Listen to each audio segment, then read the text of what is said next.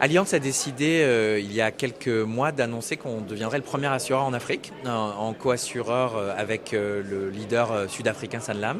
Et donc pour nous, c'est extrêmement important de rencontrer les acteurs, les partenaires privés, publics de la société civile en Afrique pour prendre le pouls, pour comprendre un petit peu les tendances et les opportunités à court et moyen terme, et puis aussi pour échanger de nouveau, pour connecter, puisque ça fait 2 ans maintenant que ce type d'événement n'a pas lieu, et donc c'est important de rééchanger et de recréer du lien et de la confiance. Allianz est un investisseur majeur du continent. On est très investi localement parce que comme on est assureur, on a des investissements pour par exemple les polices d'assurance vie de nos clients. Donc on réinvestit dans le pays et en plus on a développé des verticales d'investissement sur l'infrastructure notamment. Avec des partenaires comme Meridiam qui étaient présents aujourd'hui. On a aussi des verticales d'investissement sur les connaissances financières et sur l'éducation, parce qu'on pense que les programmes d'assurance c'est un peu compliqué et qu'en fait il faut absolument simplifier et éduquer pour que les gens soient moins précaires financièrement. C'est un gros sujet en Afrique, notamment pour les femmes et pour les personnes âgées, parce que la protection sociale est peut-être pas aussi développée ou généreuse que dans certains pays de l'OCDE. Et on a une troisième verticale qui est très importante, c'est sur l'innovation. L'innovation technologique, l'innovation environnementale. Donc on sera présent à la COP27 de Sharm el-Sheikh aussi pour parler de ces projets-là. L'Afrique, de toute façon, c'est malheureusement dans l'œil des Français, principalement des histoires d'aide, de public, alors qu'en fait il y a un tissu entrepreneurial, un tissu privé qui grouille, qui est extrêmement dynamique. Donc je pense que c'est extrêmement important que cet événement ait lieu pour montrer que l'histoire de l'Afrique, c'est aussi l'histoire d'entrepreneuses et d'entrepreneurs qui font de l'innovation, du commerce, des investissements, qui financent des projets, qui ont de l'impact au quotidien. Donc ça c'est extrêmement important. Et puis je pense que c'est aussi un message très fort pour la diaspora africaine en France.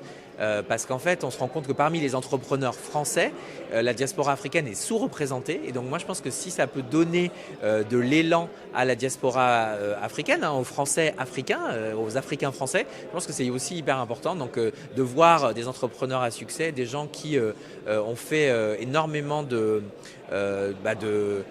d'affaires et qui ont de l'impact sur le continent, c'est aussi, je trouve, un effet d'entraînement pour les Français africains, les Franco-africains. L'Afrique est au croisement des chemins, c'est-à-dire à la croisée des chemins. Il y a une conjoncture économique qui s'assombrit au nord, avec la crise énergétique en Europe, avec les risques de resserrement des conditions monétaires et financières à cause de l'inflation aux États-Unis, avec la rivalité sino-américaine, et donc il y a un besoin d'accélérer sur ce qui fait la croissance à long terme. Et c'est quoi? C'est le capital humain.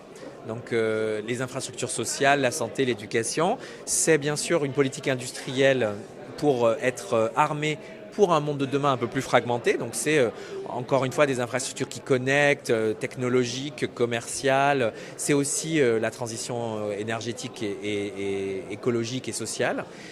Et puis troisième priorité qui à mon avis est aussi importante, c'est celle de la perception, de l'histoire qu'on raconte, de l'environnement des affaires. Parce qu'on est dans une situation où il y aura beaucoup de sélectivité de la part des investisseurs internationaux, et donc les pays qui s'en sortiront le mieux seront ceux qui montrent une forme par exemple de soutenabilité des finances publiques, ou qui montrent des réformes pro-entreprise très fortes, parce que ça va générer en fait une attractivité naturelle pour les capitaux internationaux.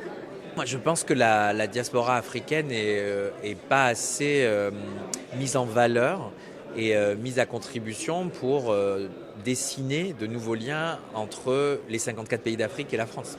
C'est-à-dire qu'on a une diaspora africaine très riche, très éduquée, extrêmement innovante, entrepreneuse, enfin comme les jeunes Français en fait.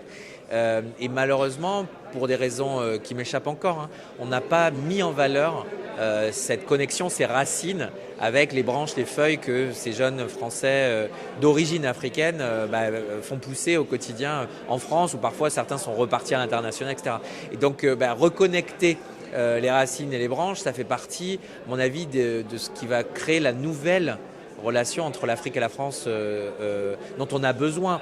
Une relation qui n'est pas basée sur des entreprises qui sont là depuis très longtemps et qui ont peut-être des situations de monopole ou d'oligopole, mais une relation de confiance, une relation d'innovation, de partage de meilleures pratiques, une relation aussi financière un peu différente de celle qu'on a aujourd'hui, qui n'est pas forcément... en Afrique francophone notamment, le cycle financier n'est pas forcément très porteur pour l'environnement des affaires, puisqu'ils sont dans le franc CFA et donc ils ont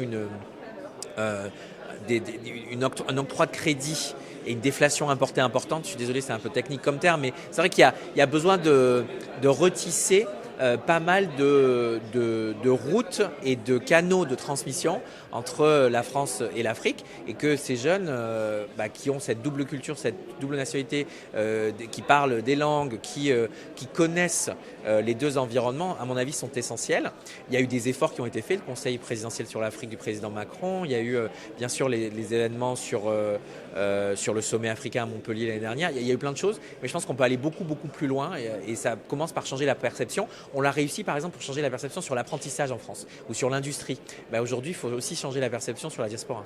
Je crois que dans un monde dans lequel on a énormément besoin de repenser la transition écologique et industrielle, on va devoir refaire des alliances, et que sur les matières premières rares, sur la transformation, sur la valeur ajoutée dans l'agroalimentaire par exemple, dans l'industrie verte, dans l'énergie verte, je crois qu'il y a un boulevard pour les entreprises africaines.